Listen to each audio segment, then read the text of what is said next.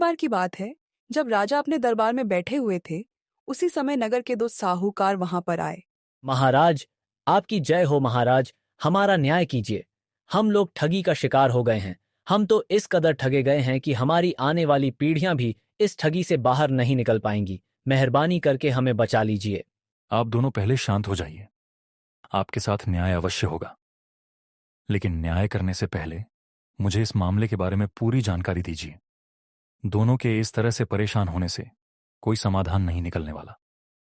आप दोनों मुझे पूरी बात विस्तार से बताइए, तभी तो मैं दोषियों को सजा दे पाऊंगा सेठ जी। महाराज, कल जब मैं अपनी दुकान में बैठा हुआ था कि तभी एक आदमी मेरी दुकान पर आया। वह मुझसे सभी तरह के हीरे जवाहरात दिखाने के लिए कहने लगा। उस आदमी का पहनावा एक अमीर आदमी के जैसा था। मुझे लगा कि शायद वह कोई व्यापारी होगा। यह सोचकर मैंने उसे सोने के बने हुए आभूषण दिखाना शुरू कर दिया।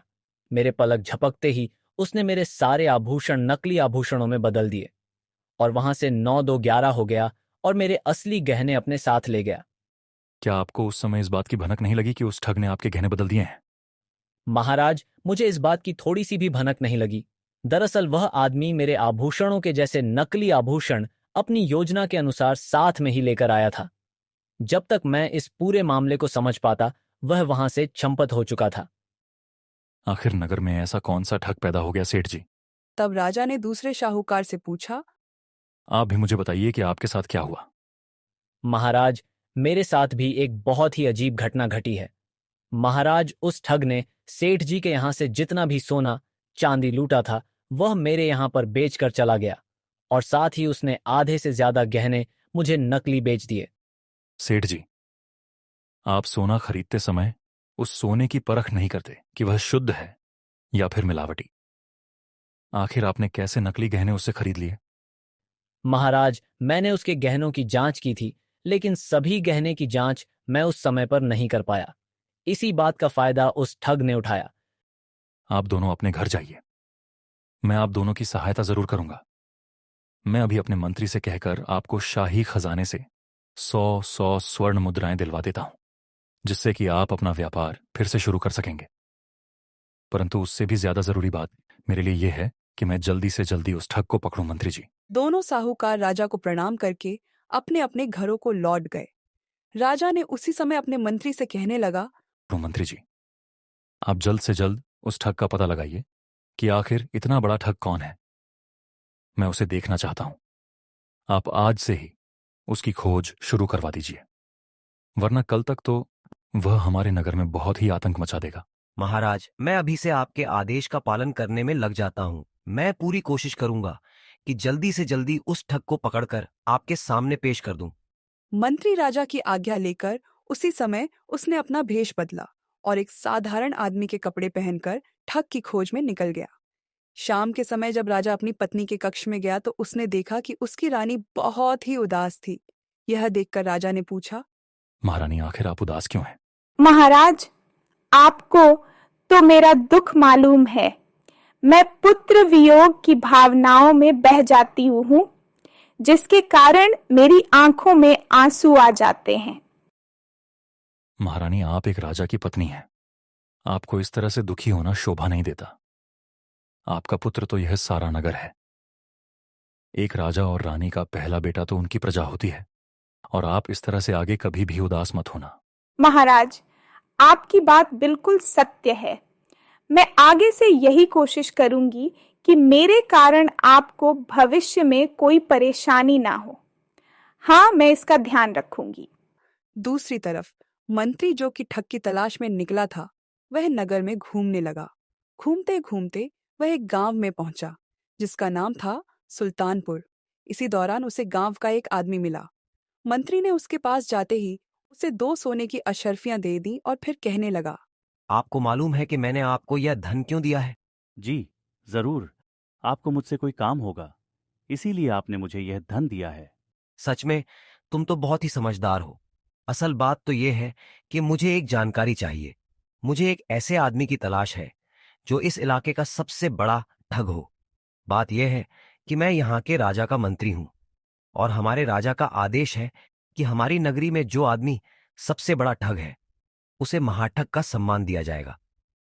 ऐसे चतुर और चालाक आदमी को महाराज अपना दरबारी बनाना चाहते हैं। अरे मंत्री जी, बस इतनी सी बात आपको ठग की तलाश है ना? तो मेरी बात ध्यान से सुनिए। हमारे पूरे नगर में जो सबसे बड़ा ठग है वह इसी गांव में रहता है। उसका नाम है दिनेश। वह एक खानदानी ठग है। अभी फिलहाल ही वह शहर के 2 साहूकारों को लूट कर आया है। यह सम्मान उसके अलावा किसी और को देना उचित नहीं रहेगा। इसका हकदार तो सिर्फ वही है।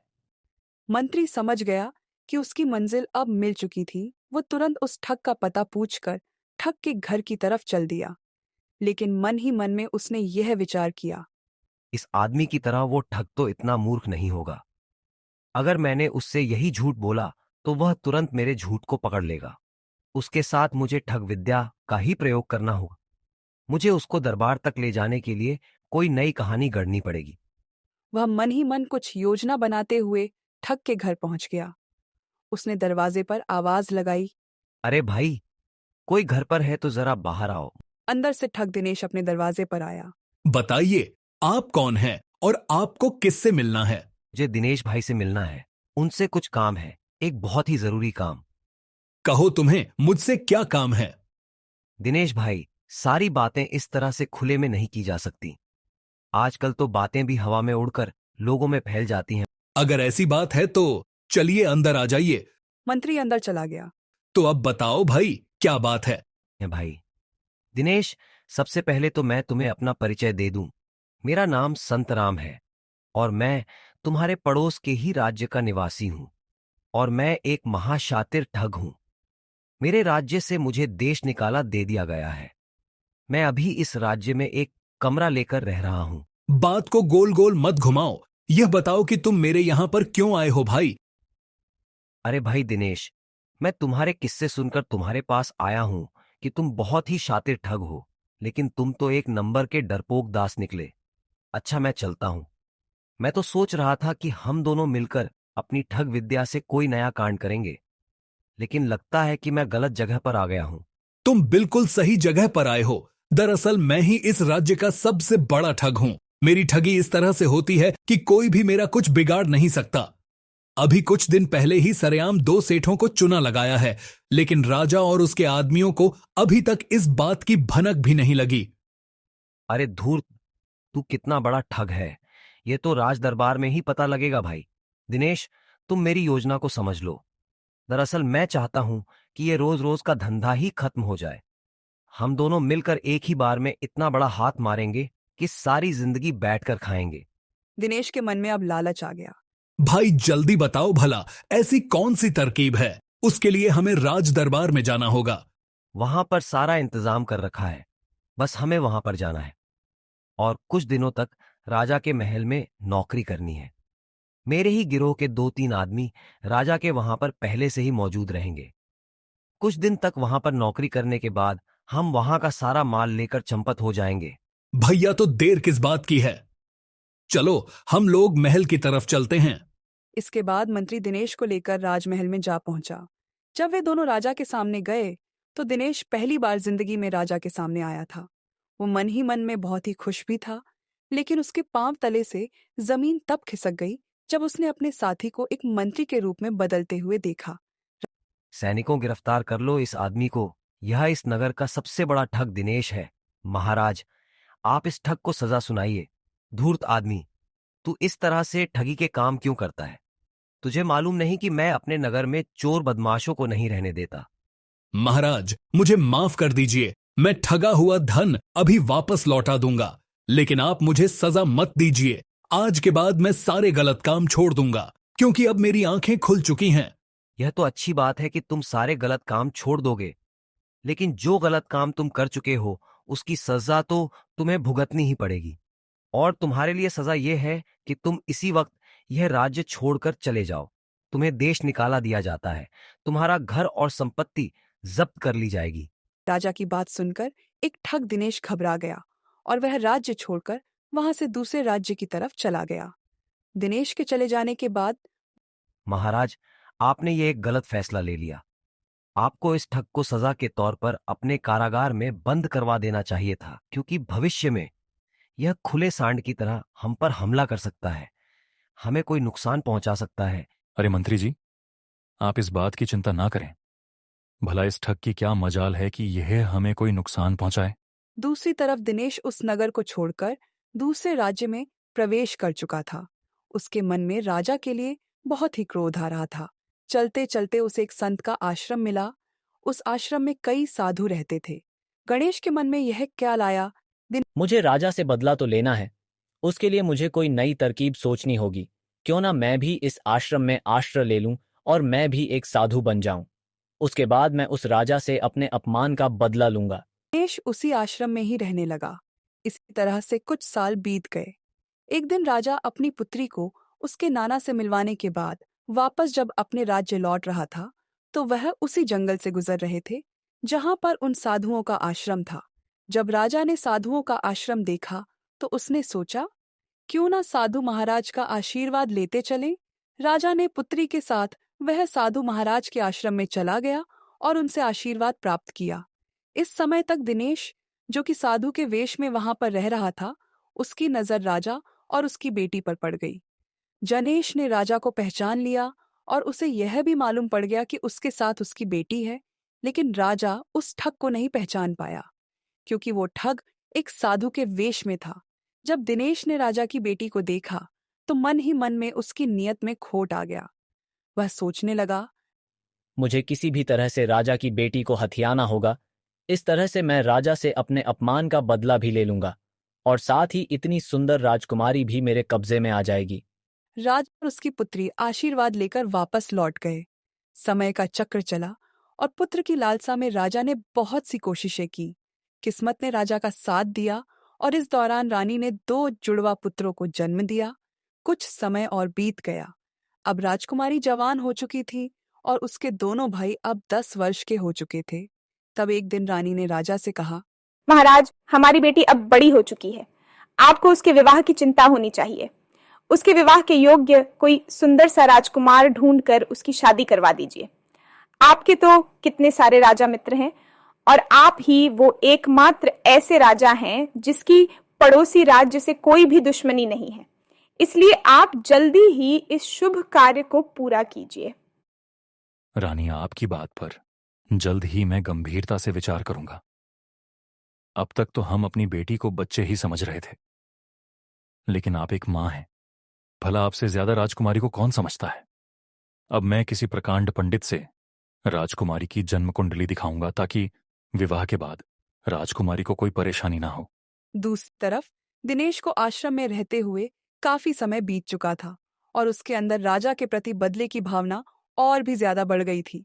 अब वह एक साधु का वेश बना चुका था।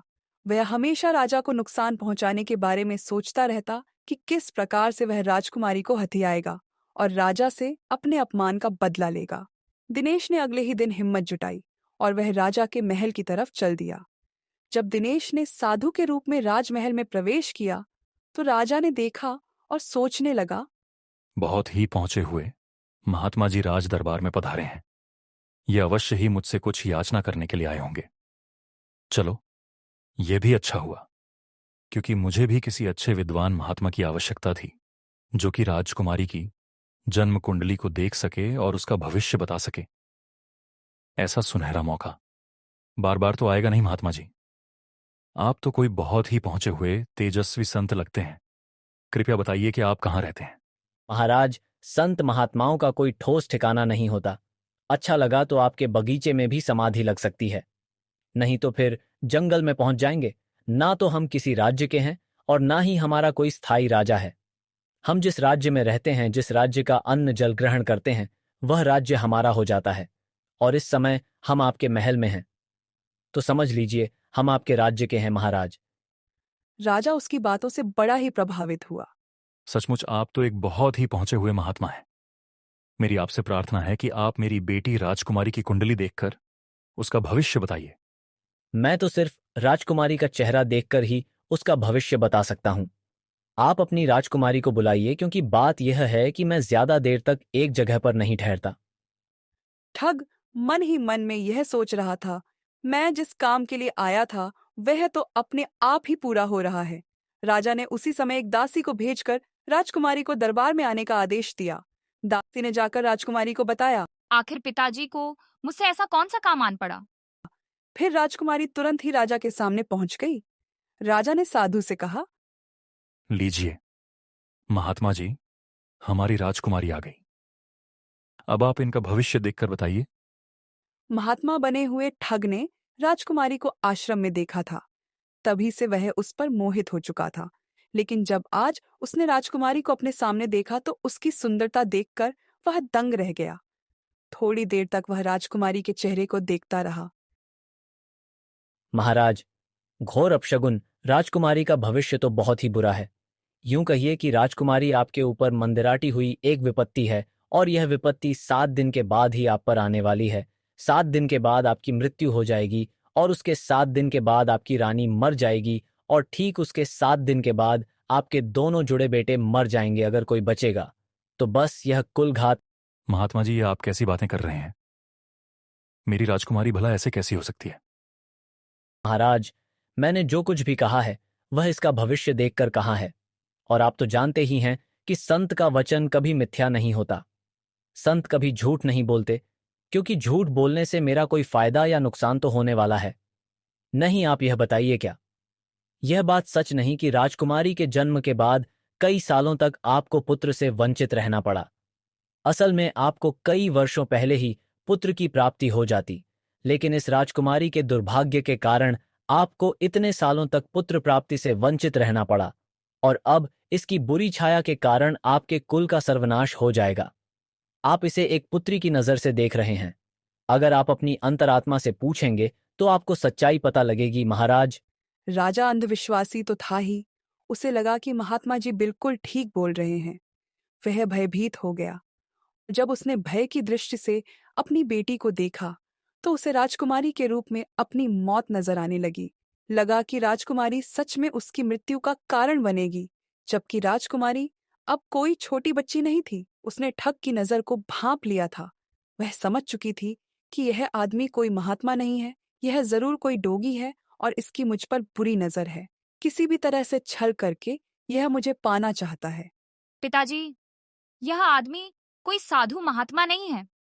आप इसकी बातों पर बिल्कुल भी विश्वास ना कीजिए। आप चाहे तो मेरा भविष्य किसी और महात्मा जी को दिखा सकते हैं। राजकुमारी, ये महात्मा जी झूठ नहीं बोलते, बल्कि ये तो बिल्कुल सच बोल रहे हैं। महात्मा जी, आप मुझे इस मुसीबत से छुटकारा पाने का कोई उपाय बताइए। महाराज, आपके पास अब बस एक ही रास्ता है, और वह यह है कि राजकुमारी की हत्या कर दी जाए। परंतु यदि आपने अपनी पुत्री की हत्या की तो आपको पुत्री हत्या का पाप लगेगा। इसके लिए आपको नर्क में भी जाना पड़ेगा। नहीं महात्मा जी, मैं अपने हाथों से राजकुमारी की हत्या नहीं करना चाहता। आप कोई ऐसा उपाय बताइए जिससे सांप भी मर जाए और लाठी भी ना टूटे। महाराज, आप एक बड़े से लकड़ी के संदूक में राजकुमारी को बंद करके नदी में बहा दीजिए। यह बहते हुए किसी दूसरे राज्य में चली जाएगी। वहां पर वह संदूक जिसके हाथ लगेगा, और संदूक में से जो राजकुमारी को बाहर निकालेगा, तो यह मुसीबत उसके सिर चली जाएगी। मेरी मानिए तो यह शुभ कार्य आप आज ही कर डालिए। अब आपको तो पता है कि मैं एक जगह पर ज्यादा देर तक रुकता नहीं। अभी मैं चलता हूं, फिर कभी आपसे मिलूंगा। इतना कहकर महात्मा बना हुआ वह ठग वहां से चला गया। अब वह अपने मकसद में बहुत हद तक कामयाब हो चुका था। उसे पूरा विश्वास था कि राजा कुछ ही देर में राजकुमारी को संदूक में बंद करके नदी में बहा देगा। मुझे अब नदी के किनारे किनारे 4 मील दूर कर जाकर बैठना चाहिए। जब वो बहता हुआ संदूक मेरे पास आएगा तो मैं उसे निकाल लूंगा और फिर उसे उठाकर अपने घर ले जाऊंगा। इस तरह से राजकुमारी हमेशा के लिए मेरी हो जाएगी। इस तरह के ख्याली पुलाव बनाते हुए ठग आगे चलने लगा। इधर राजकुमारी राजा से अपनी जान बख्श देने की दुहाई दे रही थी। उसने रानी से भी बहुत विनती की, मैं कोई मुसीबत नहीं हूँ, मैं तो आपकी बेटी हूँ। परंतु राजा और रानी ने राजकुमारी की कोई भी बात नहीं सुनी और अपनी जान बचाने के लिए राजकुमारी को एक बड़ी सी संदूक में बंद करवा के पास ही एक नदी में बहा दिया। राजा ने अपने एक जासूस को भी उस बक्से के पीछे लगा दिया। जाकर देखो कि इस संदूक को कौन पाएगा और यह मुसीबत हमारे राज्य में ही रह जाएगी या फिर किसी दूसरे राज्य में। इधर वह संदूक नदी में बहता हुआ आगे आगे जा रहा था। वो गुप्तचर भी छिप छिपाते उस संदूक का पीछा कर रहा था। तभी उसने देखा कि एक राजा अपने सैनिकों के साथ शिकार करके लौट रहा था। प्यासा होने के कारण वह जल पीने के लिए नदी में उतर गया। अचानक उसकी नजर उस बहते हुए संदूक पर पड़ी। उसने अपने सैनिकों को आदेश दिया, सैनिक संदूक को नदी से बाहर ले आए। राजा ने संदूक खोला और संदूक खोलने पर उसके अंदर तो एक बहुत ही सुंदर लड़की थी और वह भी बिल्कुल ठीक ठाक। राजा सोचने लगा। शायद कुछ देर पहले ही किसी ने इसे बहाया होगा। राजा ने राजकुमारी को संदूक से बाहर निकाला। तुम कौन हो और तुम्हें किस अपराध के दंड के कारण इस संदूक में बंद करके रखा गया है? मेरी पिछली जिंदगी के बारे में जानकर आप क्या करेंगे? मैं आपको इतना बता सकती हूँ कि मैं कोई कलंकरी नहीं हूँ। मैंने ऐसा कोई भी अपराध नहीं किया जिसके लिए मुझे सजा दी जाए। लेकिन मेरा अपराध सिर्फ इतना है कि मैं एक अंधविश्वासी माता पिता के घर में पैदा हुई। मेरे माता पिता को एक डोंगी साधु ने यह कह दिया था कि मैं उनके लिए विपत्ति हूँ। बस तब से मेरे माता पिता ने बिना सोचे समझे मुझे इस संदूक ने बंद कर दिया। यह तो अच्छा हुआ कि यह संदूक आपके हाथ लग गया, वरना वह साधु भी इसी नदी के किनारे पर कहीं आसपास ही इस संदूक का इंतजार कर रहा होगा। तुम्हारी कहानी तो बड़ी ही विचित्र है, परंतु तुम निराश मत होना। नियति ने तुम्हें मेरी रानी बनने के लिए भेजा है, क्योंकि मेरे गुरु ने मुझे बताया था कि जब मुझे इस तरह से नदी के किनारे पर कोई लड़की मिलेगी तो वह मेरी पत्नी बनेगी और वह मेरे राज्य के लिए बहुत ही भाग्यशाली होगी। तो सुंदर राजकुमारी, मैं तुम्हें सामने से यह प्रार्थना करता हूं कि क्या तुम मेरी पत्नी बनना स्वीकार करोगे? हे राजन, आप यह प्रार्थना करके मुझे शर्मिंदा कर रहे हैं, क्योंकि मुझे इस संदूक से बाहर निकालकर आपने मेरे प्राणों की रक्षा की है। मेरा तो रोम रोम अब आपका हो चुका है। आप तो सिर्फ आदेश कीजिए, मैं आपका हर आदेश मानने को तैयार हूं। अगर आप मुझे अपनी रानी बनाना चाहते हैं तो मुझसे ज्यादा सौभाग्यशाली भला कौन दूसरी होगी। आपका हर फैसला मुझे मंजूर है, परंतु इससे पहले मैं यह चाहती हूं कि उस ढोंगी साधु को भी दंड मिलना चाहिए। हाँ राजकुमारी, उस ढोंगी साधु को भी दंड अवश्य मिलेगा। मैंने जंगल में शिकार करते हुए एक भालू को पकड़ा है, जिसे पिंजरे में बंद कर दिया है। अब उसे पिंजरे की जरूरत नहीं है, बल्कि उसे तो संदूक की जरूरत है। राजा ने उस भालू को पड़ी संदूक में बंद कर दिया और फिर पानी में बहा दिया। राजा राजकुमारी को साथ लेकर अपने नगर को चला गया। इधर वो जासूस जो संदूक का पीछा कर रहा था, उसने देखा कि संदूक बहता हुआ आगे जाने लगा और बहते बहते जब वह साधु बने हुए एक ठग के पास पहुंचा तो ठग ने संदूक को पानी से बाहर निकाल लिया और फिर उसके साधु की नकली दाढ़ी, नीच और भगवा वस्त्र सब कुछ नदी में बहा दिया। अब वह एक साधारण मनुष्य की भांति दिख रहा था। उसने संदूक को किसी तरह से खींचता हुआ अपने घर की तरफ चल दिया। वह मन ही मन में सोच रहा था, अब तो राजकुमारी मेरे कब्जे में आ गई। दूसरी तरफ वह जासूस अभी तक उसका पीछा कर रहा था। इधर जब दिनेश ने जल्दी से संदूक खोला तो वह भालू संदूक से बाहर आ गया। तो वह ठग पर टूट पड़ा और उसे नोच नोच कर खाने लगा। लेकिन जब इसकी सांसें टूटने लगी तो उसे ख्याल आया, गलती तो मेरी ही थी।